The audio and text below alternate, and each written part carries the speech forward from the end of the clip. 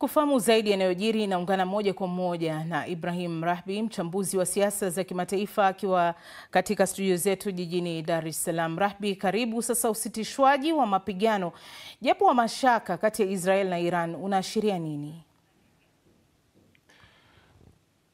Ilikuwa itokee kitu kama hiko kwa sababu si jambo jipya, hawa tayari ni maadui wakubwa.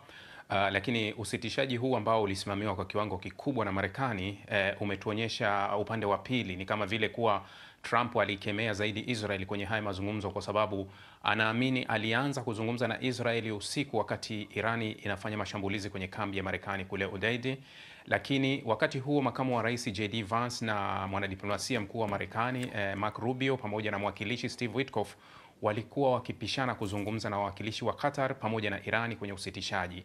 Kwa hiyo ni kama Netanyahu alishakubaliana na Trump mwanzo, lakini baadaye akaenda kufanya mashambulizi muda wa saa 10 saa za Afrika Mashariki ndani ya Iran, na Irani wakajibu muda wa alfajiri kwenye saa 11 hivi, ambao yalipelekea vifo vya hawa watu wanne kule Beersheba.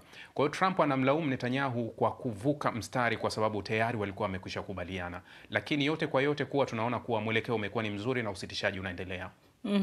Hapo katika usitishaji wa makubaliano, unaona kuna utayari wa kweli na kuaminika kati ya mataifa hayo hasimu katika kufanikisha makubaliano hayo ya kusitisha vita hivi vinavyoendelea? Bila shaka wote walikuwa wamekwisha kuchoshwa na hii vita, na kwa sababu ukiwaangalia kila mmoja alikuwa anaweza kumfikia mwenzake.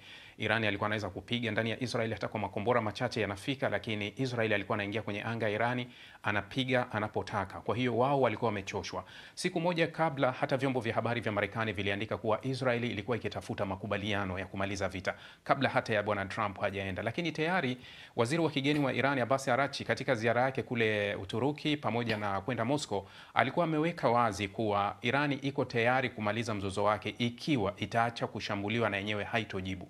Kwa hiyo tayari nchi zote zilikuwa ziko tayari kwa sababu tayari zilikuwa zimechoka na zimepata hasara kubwa kwenye vita. Rahbi, bila shaka mzozo huu unatoa kitisho cha usalama kwa kanda nzima na dunia kwa ujumla. Unauelekeza wapi iwapo hali itaendelea hivi ilivyo? Kwa sasa kitisho kinaweza kuwa kiko mbali kidogo, lakini kitisho tumekiona jana baada ya Irani kurusha makombora kule Qatar. Unajua jiografia ya Qatar ilivyo na nchi ilipo, yale mashambulizi yalikuwa yanaonekana karibu nchi 4 jirani. Unaweza kuona Saudi Arabia, unaweza kuona kutokea Imarati, lakini ukiwa Bahrain pia unaona, na ukiwa Qatar unaweza kuona. Kwa hiyo ilikuwa imeleta kitu kama hofu kwa watawala ambao ndio wafadhili wakuu wa uchumi za magharibi.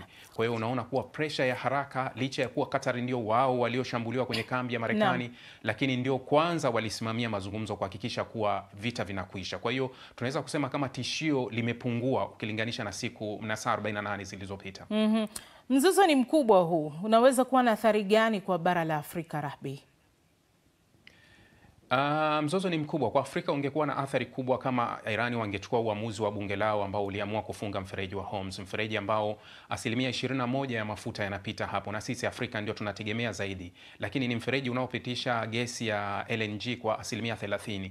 Sasa unaweza ukahisi kuwa uzalishaji wa mafuta karibu nusu ya uzalishaji unaozalishwa Mashariki ya Kati ungefungwa mfereji wa Hormuz. Kwa hiyo hatari ingekuwa kubwa zaidi kwetu Afrika. Ni kama vile tumeanza kuepuka na hili baada ya kuona mambo yamerudi kwa mazuri.